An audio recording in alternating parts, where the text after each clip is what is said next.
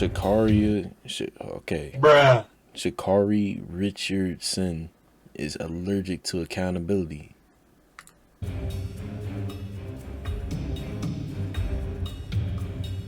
But I understand. We were arguing.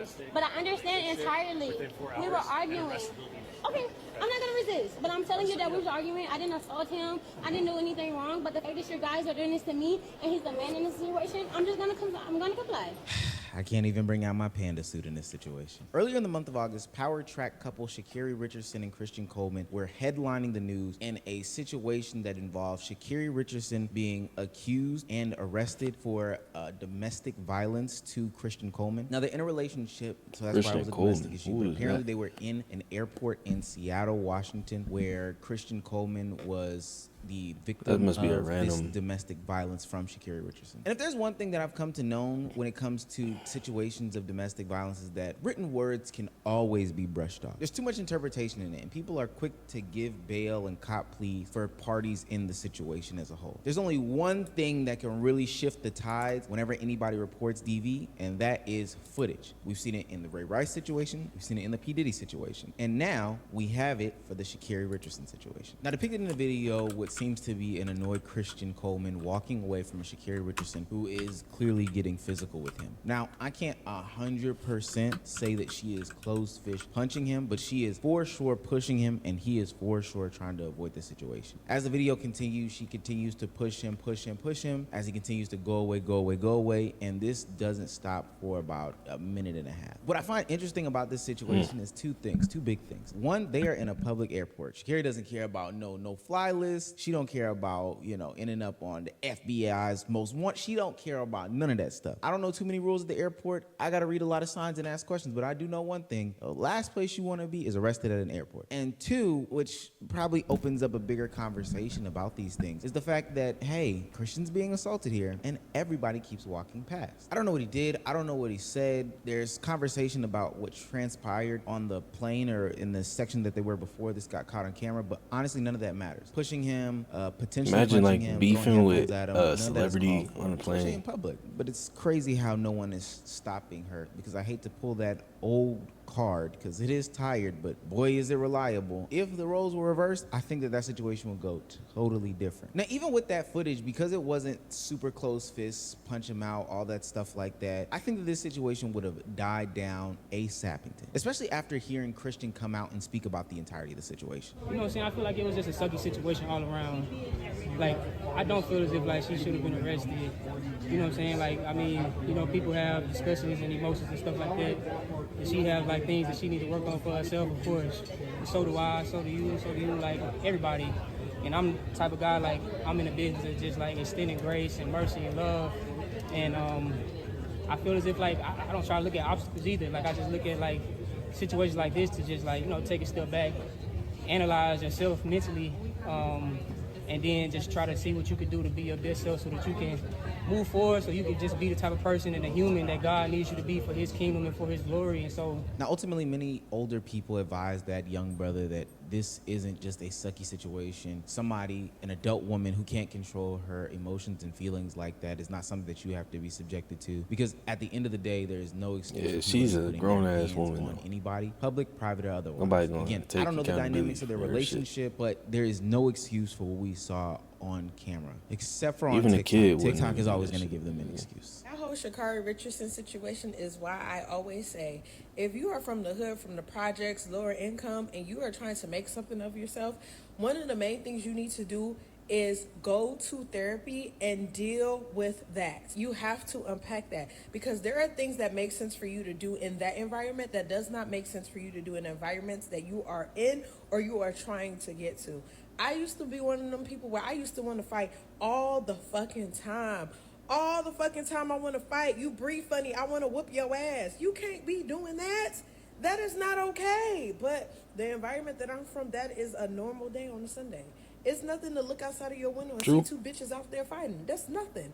However, where I want to go, that's not okay. Yeah, that's cool and all, but she's 25 years old. She's been around the world. She's met she's locked in. She's experienced plenty of different things. She knows not to put hands on that man. And he's not even giving that an excuse. And to be honest with you, I don't think she is either. Like, we don't have to do that. I hate that the internet does that. They find something. And it sounds good on paper, but it's ultimately unnecessary. Now, what's interesting about this is while some of the normal policies and procedure of when a public-facing figure gets into some sort of scandal happen, they also didn't happen, right? She put out a written apology on Instagram saying, I apologize to Christian. He came into my life and gave me more than a relationship, but a greater understanding of unconditional love from what I've experienced in my past due to trauma and pain. ChatGPT is really working. Blase, blase, blah. She also did the Instagram story. What? It's Sha'Carri. That's a crazy ass more than apology, though. anything, definitely a lot of self-reflection. He talking about he gave me a lot more in life.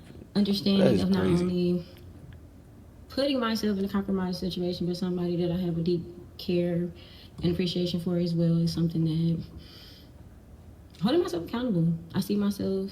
I'm taking this time to not only see myself, but get myself a certain level of help that overall is going to reflect who I truly am in my heart and my spirit, and not allowing this moment, but accepting this moment to be more. Accepting this moment to be more. God, the PR teams work heavy. So while that was normal, it wasn't normal that ultimately she did not get released or dropped from any major publication, any brand, any sponsor.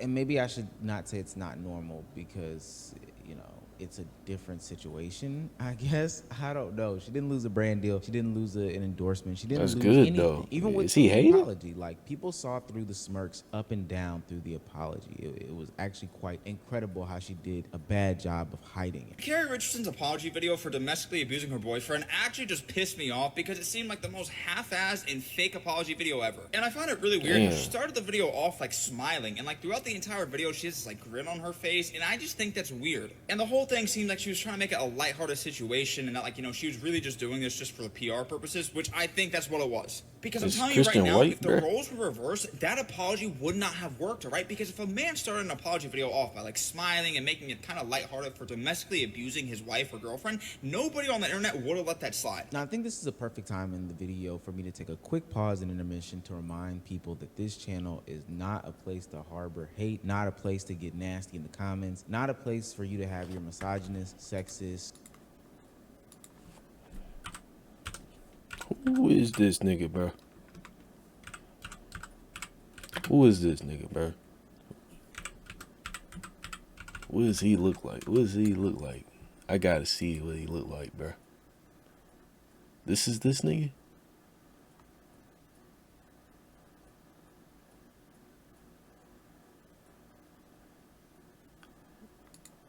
Oh shit.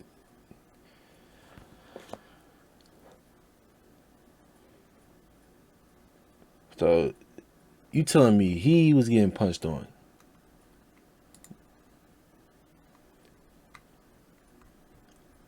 I don't know if I could believe this shit. This versus this, I feel like this nigga would've. But like at the same time, he didn't want to do it to her or some shit. He was like, all right, she don't know no better. She don't even know what the fuck she doing. Viewpoints, homophobic, transphobic viewpoints, any of those things off in the comment section. That's not what this is. This channel takes DV very seriously. I understand the differences between different situations and stuff like that. This is not the place to get your I hate all women rhetoric down and men deserve to die rhetoric down in the comments. That's not what's going on here. At every twist and turn, Sha'Carri was losing supporters, but again, just like any other situation, with lack of footage, things tend to die quickly. Well, the biggest smoking gun in the equation came out yesterday because looking at the comments, we could brush off some things. We could brush off the pushes and the hits. This could get passed over. It's not a big deal, right? That's what the internet is trying to tell us. Nike is clearly glossing over it. Christian has already forgiven her. She put out her PR apology, which is all people asked for. But then the body cam footage came out, and this is where anybody that was still on the train should have jumped off totally. Christian, are you serious right now? Okay. I didn't assault him though. We have video cameras. I literally was we were having an argument. I'm not resisting, so you don't have to do it harder. Christian, are you serious right now? Christian. He doesn't get a say. But I understand. We were arguing. But I understand entirely. We were arguing. Okay, I'm not gonna resist. But I'm telling you that we was arguing. I didn't assault him. I didn't do anything wrong. But the fact that you guys are doing this to me and he's the man in the situation, I'm gonna comply. I am. I'm not gonna argue with you at all. But you have me on camera. But at the same time, when he has on camera, I have my phone. Show something different. So if I need to show that, I will. How did the police see this shit so quick? That's L. Christian, thank you, Christian. If you gonna hit a nigga, you gotta hit him. There's so much to unpack here. First and foremost, he's the man in the situation. I don't even really understand what that fully means outside of saying entitlement. She thinks because he's the man in the situation, thought just because she was a girl, arrested for her placing hands on him, her pushing him, her doing whatever to him, she feels as if he should be arrested. She literally thinks that she could get away with this. Another mind-blowing thing in the conversation is that she thinks that he is the one who reported it. And it's crazy because after the police officer tells her, yo, it's not a him thing, it's a state of Washington thing. In a DV situation, we take the aggressor away. We arrest the aggressor. It's not his choice. He doesn't have the opportunity to stop you from being arrested. Your civil actions keep you from being free today. But yet that doesn't matter. She's still looking to blame him and ask him if he is serious. This is all lack of accountability right here. This is all pointing towards him. And she's talking about it as if he was the one who physically called the police. Girl, you are in an international airport. Why can't that get through your skull outside of entitlement? If I had one question to ask her, I would really want to know, okay, you get into this situation right here. Christian and you get into an argument, which I understand. I done dealt with a woman before. Y'all get into an argument, y'all get into a disagreement, you place your hands on him. Was he supposed to get arrested? What was he supposed to get arrested for? Now, maybe there's stuff that we can't see, and that's what she's trying to acknowledge, like before they got into camera's eye, but that's me attempting to give some sort of grace or whatever the case may be. At the end of the day, you would still get arrested no matter what was on his phone because you placed hands on that man. I didn't. Can he tell you that I didn't do that to him? Video. Christian, are you serious right now? Christian, I'm about to go to jail because of you right now. What? You're not going to jail because of Christian. You're going to jail because you can't control your emotions. I think it's that simple. Trying to even convince these people that they're delusional, gaslighting them. Can he tell you that I didn't do anything? As if there's not 11 million cameras in an airport.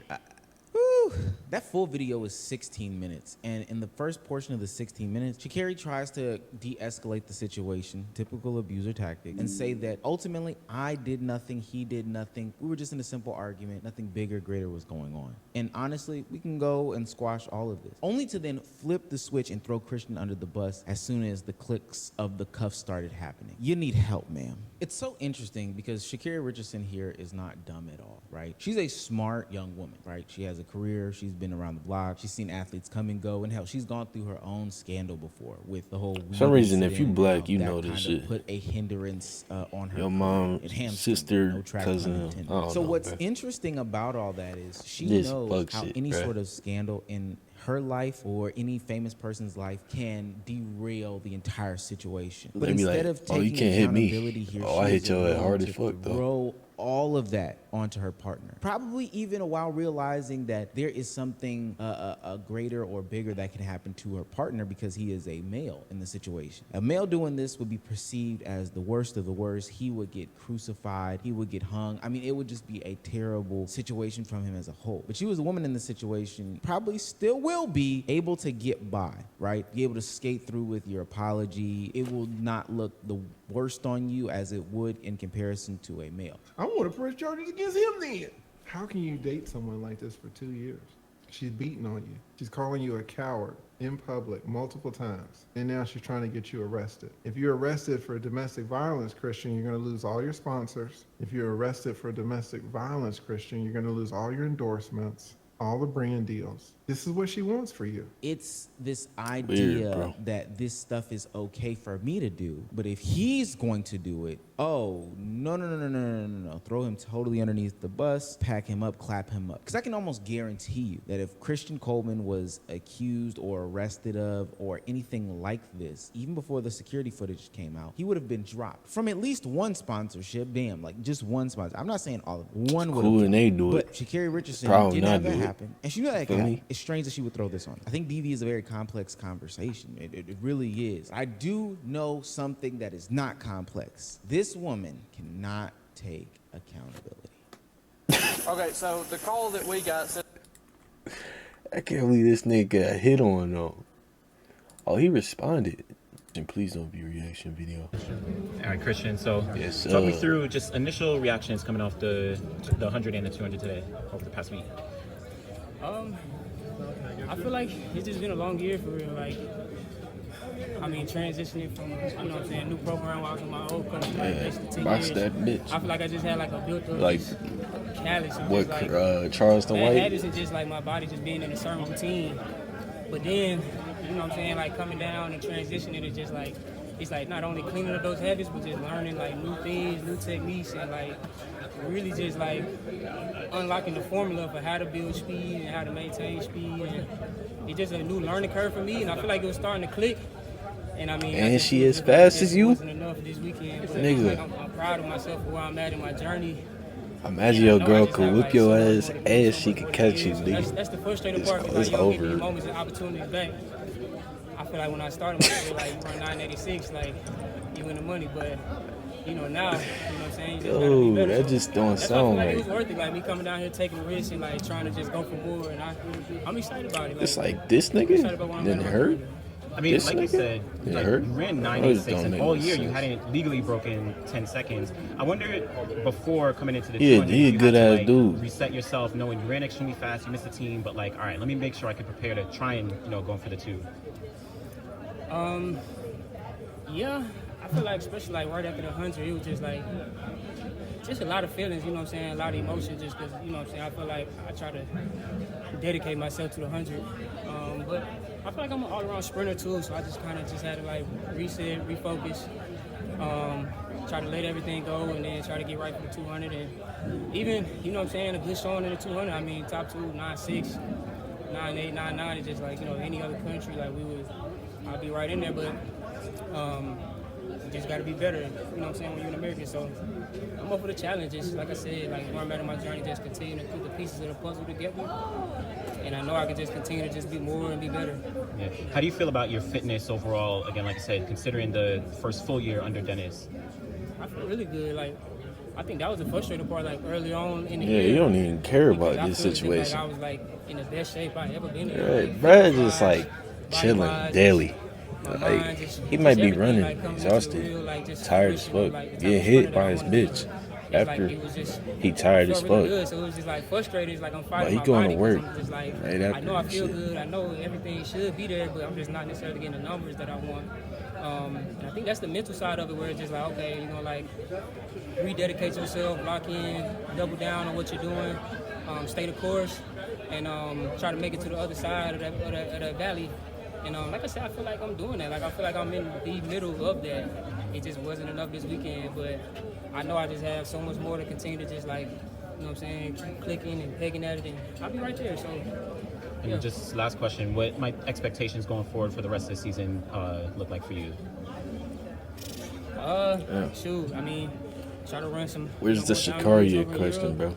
Try to finish strong. I'm guessing it's right here. Championship, and hop on a relay at Worlds and try to more energy to it. But the techniques I'm learning, like the things we're doing in practice, like I think I'm right on par. Personally, you know what I'm saying, I feel like it was just a sucky situation all around. Like, I don't feel as if like she should have been arrested. You know what I'm saying? Like, I mean, you know, people have discussions and emotions and stuff like that. And she have like things that she need to work on for herself, of course. And so do I, so do you, like everybody. And I'm the type of guy, like, I'm in the business of just like extending grace and mercy and love. And I feel as if like I don't try to look at obstacles either. Like, I just look at like situations like this to just like, you know, take a step back, analyze yourself mentally, and then just try to see what you can do to be your best self so that you can move forward, so you can just be the type of person and the human that God needs you to be for his kingdom and for his glory. And so that's kind of how I look at the situation. And I hate the narrative too of just like, you know what I'm saying, it's so negative. But like I said, it's just like in the state of Seattle, even talking to the cop or whatever, he was just like, it really was nothing I could do. It's just like, I understood. But I mean, like I said, it's just a none in his situation power. where, she's a human being and a great person, And I feel like, you know what I'm saying, like we've been able to be like really good teammates like all year. And I hate that narrative too because, you know, us coming together, like we're just two like real dominant personalities. And she's, to me, the best female athlete in the world. Like I see it every day. And like, you know, for me in my process, like I just said, like moving training groups, a whole new environment, a whole new, you know what I'm saying, training setup, different than what I've been in the past, like, you know, 10 years in my, you know, track and field career, and transitioning and then still coming back running 9.8 and feeling like great fucking I got dude, so much man. more to give. You know what I'm saying? Like that's my path, and that's my journey, and like being so up close and personal with her every day, and like I watched this girl like fall on the track like in February, walk it off like it was, you know what I'm saying, like a cramp, but get back up and had to take like a month and a half of just like rehab and trying to come back. And then 3 weeks later like have a competition and like, you know what I'm saying, like she just has a lot of things going on and like a lot of emotions and forces going on inside of her that like not only I can understand, but nobody can, because she one-on-one. So he's saying it's because of the competition that she got all these emotions. That's really the main focus and the thing that I just wanted to say. And I know that like it's been a tough journey for her this year, but she gonna bounce back. And like I said, I see it every day. She's the best female athlete in the world, and she gonna do just fine. She gonna be good, and I'm gonna be good too. So it is what it is. Appreciate y'all. Hey, he held it down. He ain't even like snitch. He ain't say nothing.